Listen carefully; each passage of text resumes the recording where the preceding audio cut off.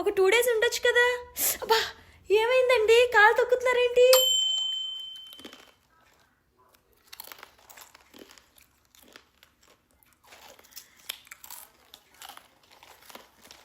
అన్నీ నా దగ్గర తీసేసుకుంటారా? మీరు వెళ్ళి ఇంకో ప్లేట్ తెచ్చుకుని తినొచ్చు కదా.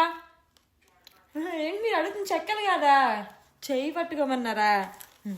పట్టుకున్నా.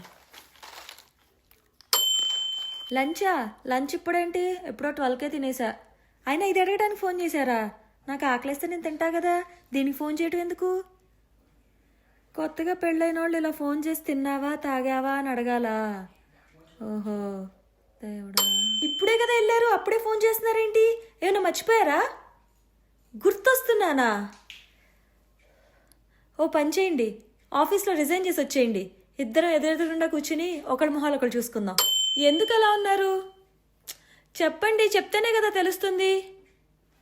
ఇందాక మాల్లో మీ చేయి పట్టుకుని నడవలేదా? నాకు నడవటం వచ్చు కదా. అయినా నేను ముసల్దాన్న చేతులు పట్టుకుని నడవటానికి, చేతికర్రలు పట్టుకుని నడవటానికి. దీనికి అలిగారా? నా కోసం డ్రెస్ తెచ్చారా? బాగుంది. ఎంతైంది? 5,000? ఈ డ్రెస్ 5,000 పెట్టుకున్నారా? మొన్న పెట్టిన బట్టల షాప్లో ఎన్ని డిస్కౌంట్ నడుస్తుంది తెలుసా? ఇలాంటి 3 వస్తాయి. బిల్లుందా? ఇటు ఇవ్వండి. రిటర్న్ ఇచ్చి ఇది ఇచ్చేసి అక్కడ నేను 3 డ్రెస్సులు తెచ్చుకుంటా. నన్ను అడగకుండా ఎప్పుడు ఇంత పోసి బట్టలు కొనకండి.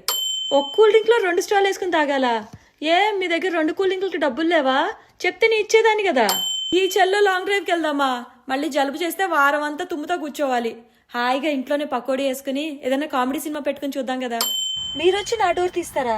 ఎందుకు? నాకు తీసుకోవటం వచ్చుగా, నేను దిగుతా. ఫాలో అవ్వకపోతే మీకు మోస్ట్ అన్రొమాంటిక్ వైఫ్ వస్తుంది. ఎందుకంటే ఇక్కడి నుంచి ఇక్కడికి మెసేజ్ చేస్తున్నారు. ఒక్కసారి బెడ్రూమ్లోకి రా. బెడ్రూమ్లోకి ఎందుకు? అందరూ ఇక్కడే ఉన్నాగా.